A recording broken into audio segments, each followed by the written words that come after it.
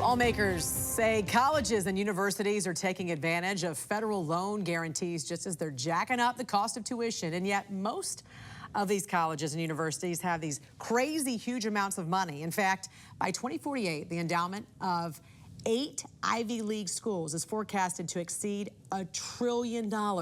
So this week, Ohio Congressman David Joy introduced legislation to hike taxes on schools with those huge endowments that raise tuition above the rate of inflation.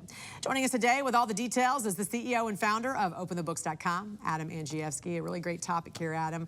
You know, we're seeing these college costs really out of control. So what does this legislation hope to accomplish? Will it make college more affordable for students and their parents? Well, the college affordability problem is not going away. At many universities now, with these big endowments, their top line total cost numbers rival $100,000 a year today. So I think the Joyce bill seeks to accomplish two things, Jan. Number one, stop these runaway tuition increases that outpace inflation. And number two, stop hoarding cash in your endowments. Spend down your endowments.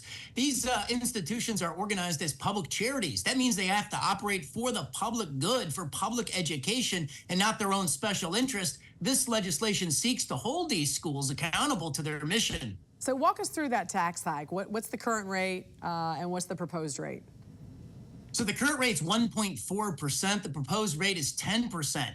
The current rate was actually established by precedent for the first time in the Republican Congress, signed by President Trump back in 2017, where the schools fought this tax hike, 1.4%, tooth and nail, but many critics thought it was too small. And so today there's bipartisan consent, Republicans and Democrats, to hike that small 1.4% tax on these excessive endowment gains, hike that to 10%. If their tuition costs exceed the pace of inflation, then the tax would be 20%. Wow. So that does give them some incentive not to hike up those tuition rates there. You studied this for many years, Adam.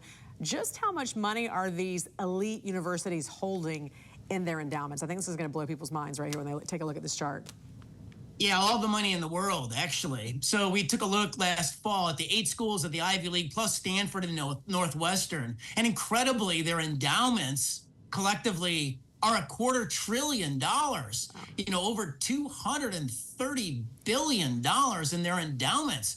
And so, look, you know, if you take a look at places like Harvard, it's $50 billion. If, you know, just in a 5-year period, we found that their endowments alone at these 10 schools rose by $65 billion just in 5 years. And you take a look at this, and then on the flip side, you take a look at how much money these schools are receiving from taxpayers and federal grants and contracts. Let's take a look at that as well, because this right here is the part that really upsets so many hardworking Americans who also are now seeing the jacked up cost of tuition. Yeah, so, you know, these 10 schools in just a 5-year period, they were more a federal contractor than they were educator, Jan. So they received from taxpayers on federal contracts and grants, incredibly, $33 billion. And if you take a look at the line items on some of these schools, it's absolutely incredible, where the Harvard endowment soared during that 5-year period by about $12 billion of gain. Harvard received from the American taxpayer $3.3 billion.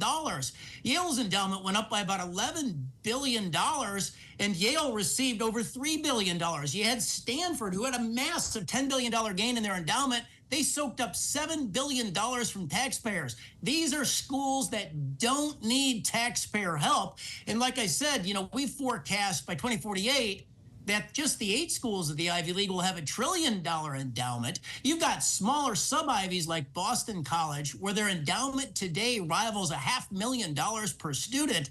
Like, this problem's not going away.